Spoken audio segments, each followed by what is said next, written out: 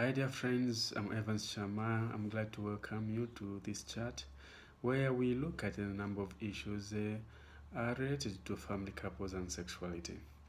And today I'm proposing to you as a theme, what is in it for me? I would say I invite you to put aside false humility and face this question before you enter a relationship. And so we may wonder, why is this question important? So come along, we shall discover together. What is in it for me? It sounds pretty selfish.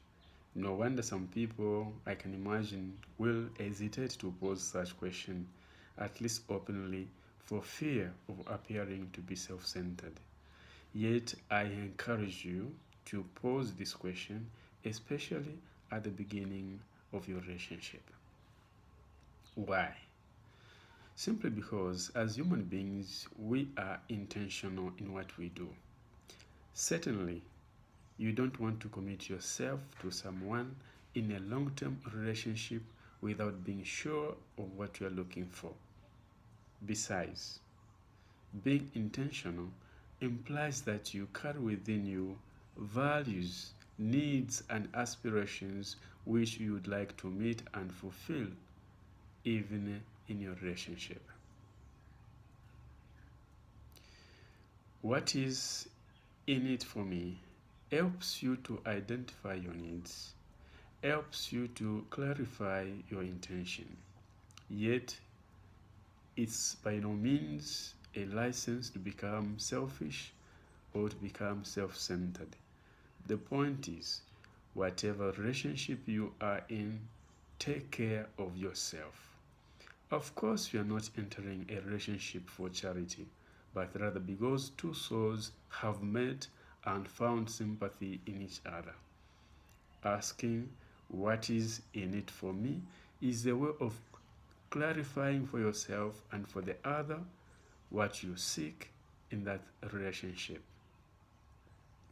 Each person carries within them expectations, some of which must be fulfilled for the relationship to work. So, what do you do? Yes, you have certain convictions, needs, and expectations. If you are going to be happy in your relationship, these should have a place in your relationship. It's the same when you are dating. You shouldn't just content yourself with the mere fact of having someone to go out with. At a certain point, you should ask yourself questions. What is there for me in this relationship? Do we share some expectations? Are we moving in the same direction?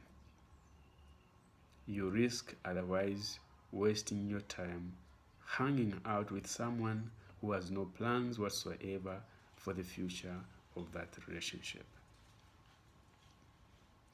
It may happen that one is seriously looking forward to find someone for a long-term relationship, and yet the other is content simply to have some fun. It's for that reason that you shouldn't have the dating that goes on endlessly and aimlessly. Ask gently but firmly, what is your relationship all about?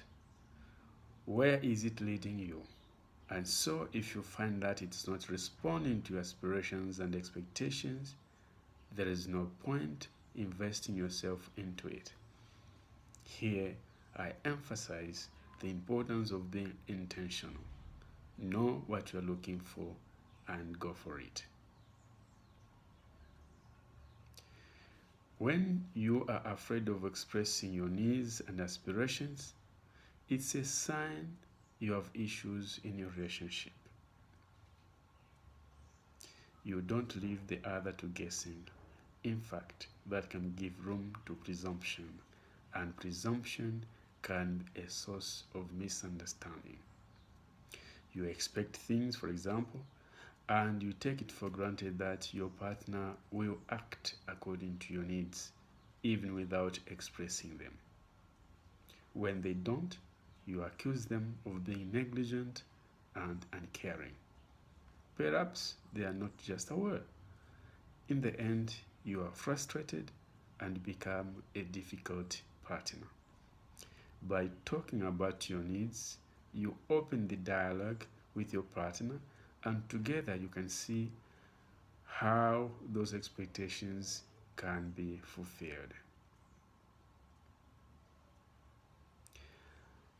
Surely, you don't enter a relationship simply for what you can fish out of it.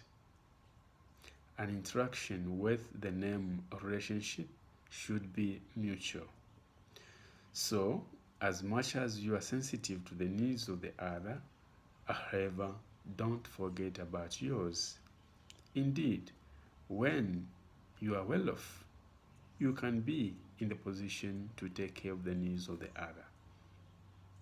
Here is what Norman Vincent says: it is of practical value to learn to like yourself.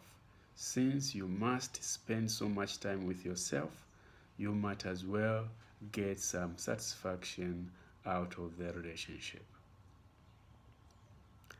So, in your relationship, think about the place of your partner, your own place, and your place together as couple.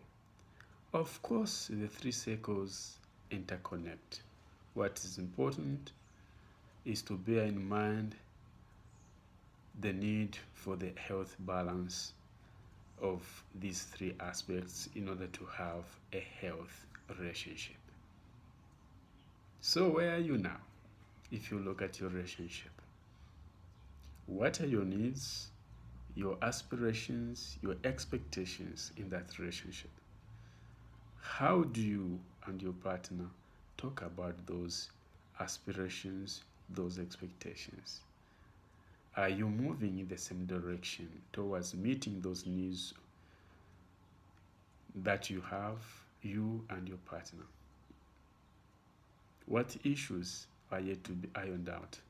What areas do you need to work on as regards your expectations, your needs in your relationship? We have come to the end, and as usual, I invite you to join our WhatsApp or Facebook group, Couples Corner, or you can also subscribe on my blog, singlehumanity.com. In that way, you keep yourself up to date with new postings. It's bye bye for now.